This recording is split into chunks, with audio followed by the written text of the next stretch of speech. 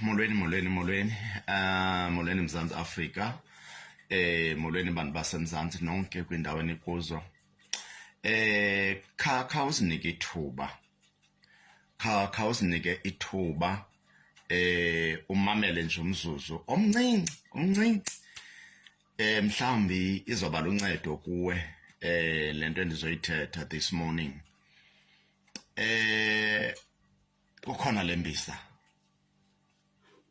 Kukhona lembisa. Lembiza ye-ulcers le. Khawuncede man uba ukhona usister wakho, ubhuti wakho, umalume wakho ophethwe ingxaki edibene ne-ulcer.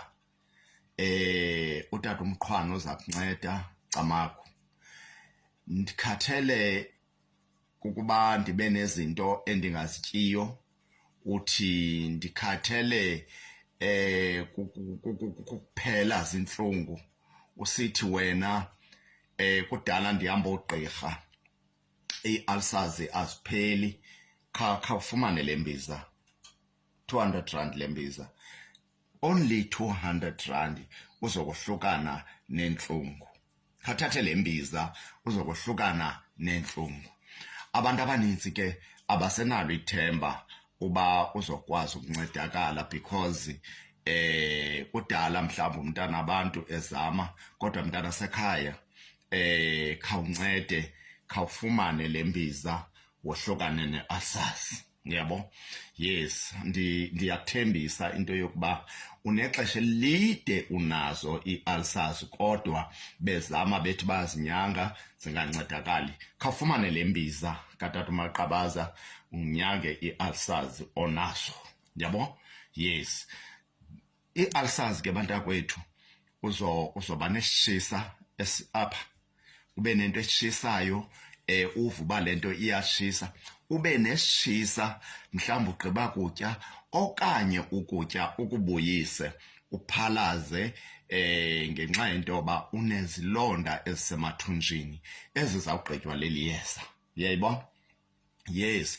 Omnye mhlawumbe athi andiyityi into emuncu, athi omnye andizisele izihlwahlwazi, omnye athi ndiba nengxaki xa ndisele ubisi, omnye athi itomato andisakwazi ukuyitya.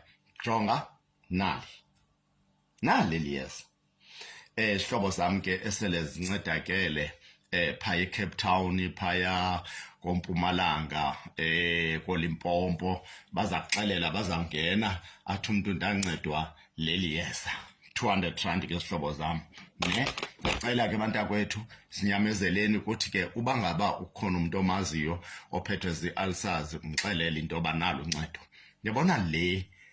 Yabona le amathambo, i-oil yamathambo, u-4 joint oil lona, and uba ngaba uphethwe ngamadolo, uphethwe zinkantsu, inyawo zakho ziyadumba, inyawo zakho ziyatshisa, inyawo zakho ziyabila, jonga, sebenzisa nali yeza. 70 rand le, 70 rand only. Then uzoqaba kuzo zonke izindawo ezokuphatha. Mhlawumbe ngumuntu ohleli uphathwa inhloko, uzothatha uthambise nje apha ebunzi i-oil yakho eminweni, ezingqinibeni, emadolweni, unike nomakhulu phaya ekhaya, abantu abadala abaphathwa ngamathambo, umnike asebenzise le bhotile. Siyazithumela ke izinto zethu zizofika kuwe ngexesha elifanelekileyo. Danko, nibambe ngolo hlobo, nincede izihlobo zethu eziphathwa ngamathambo. Yes, enkosi kakhulu, siyabulela.